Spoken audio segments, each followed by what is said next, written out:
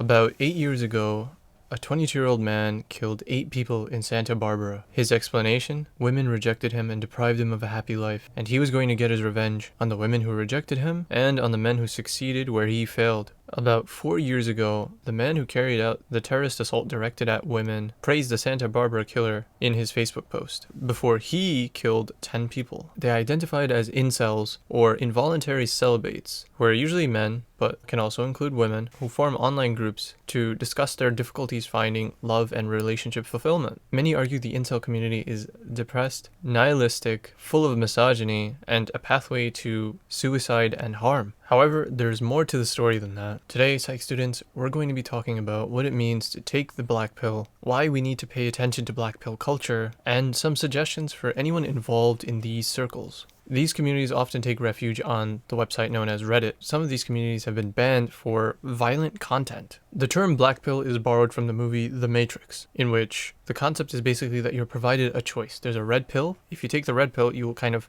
wake up to like the hidden reality. If you take the blue pill, you're sort of a normal person and you're ignorant to that deeper reality. There's an actual red pill community on Reddit as well, but that's a video for another time. Black pill is basically a darker version of red pill. Apparently it emerged in response to a pickup artist community and its misogynistic self-help advice. On a certain website, there was a rejection of the idea that self-help advice, especially advice on Reddit like going to the gym and building muscle, wouldn't apply for certain people. It was determined that if you were unlucky to be born unattractive, then there was nothing that society could do for you. So basically it was out of your hands. And this kind of became a philosophy, an accepted fact in these black pill communities. A sort of dark reality. Part of it is like the idea that you need a relationship in order to be happy, which isn't necessarily true. But the main concept is basically that if you're not physically attractive, then you won't find love. That's like the core belief, that you're unworthy of love just because of like biological kind of circumstances. That no matter how hard you try,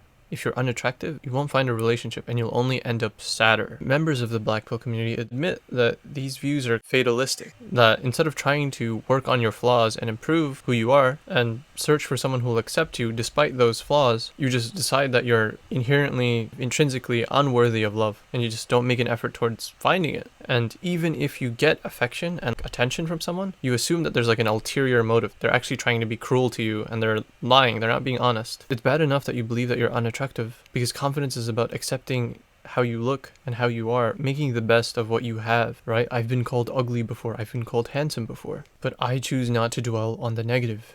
A lot of the incels who claim that they're bad looking aren't even bad looking. Like, who gets to decide whether you're ugly or not? Just because you've received 1 rejection, 2, 3, 10, doesn't mean you're ugly, that you'll have no chance of ever finding love. But it's bad enough that you think that you're ugly, and then it's worse that you're cynical and you don't trust anyone who gives you affection or attention. You're closing any door, any window of opportunity to live a fulfilling life. So people who take the black pill, basically, who subscribe to this ideology, are convinced that everybody else is a normie. They just haven't woken up to the truth yet. So one moderator of one of these subreddits makes an interesting point, and to paraphrase what they said, black pill beliefs are liberating in a way. It sets you free because you don't have to worry about improving yourself. You don't have to worry about the years going by and your chances of finding love in a relationship diminishing. You don't have to worry about the uncertainty of the future, what's going to happen next. You're convinced that you'll never find love, so you don't have to worry about all of those other factors. You give yourself this false reassurance, basically, that this is how things are going to be. And it's basically a self-fulfilling prophecy, right? The way you act will influence the way other people act towards you, and then it might just end up happening.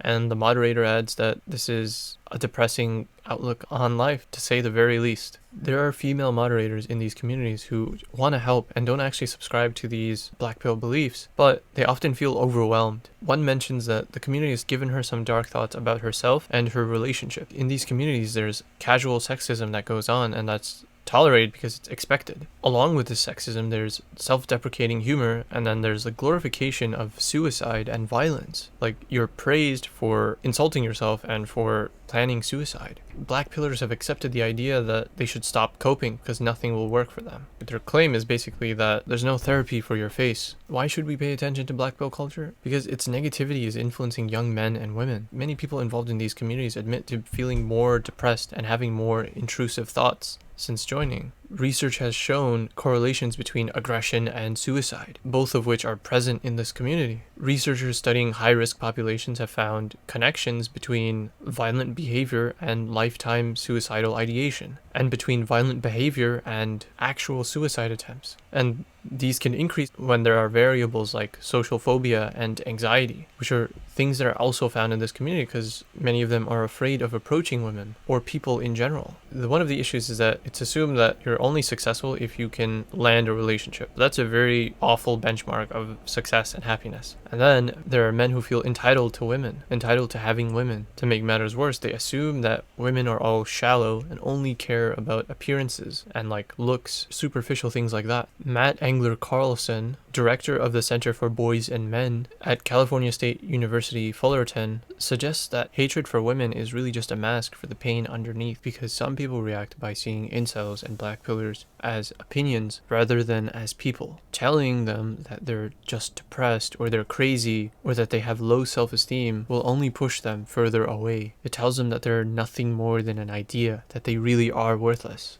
And you're not helping by doing that. If you're a member of these communities, or if you find some of these ideas appealing, I want you to ask yourself, what kind of life do you want? What is really important to you? Does attracting a woman, any woman, matter to you that much? Are women your god? If you truly want to improve your life, then there's no shame in putting in the effort. There's no shame in receiving compliments from people. Just because they say something nice to you doesn't mean that they're lying. But if you are so concerned with your appearance and believe that you're ugly, then why not look your very best? Why not focus on your hygiene? And so here are some tips, some easy and affordable tips to improve your appearance and your hygiene. So starting off very basic, we want to make sure that you shower every single day so that you don't smell, so that you take care of your body, and that you shampoo your hair at least once or twice a week so it doesn't look super oily and awful. Buy some cologne. I know some of them are pricey, but it's an investment. You don't have to get a huge bottle. You can even buy one of those scented hand sanitizers. They smell so nice and they smell so strong. You can smell them from across the room.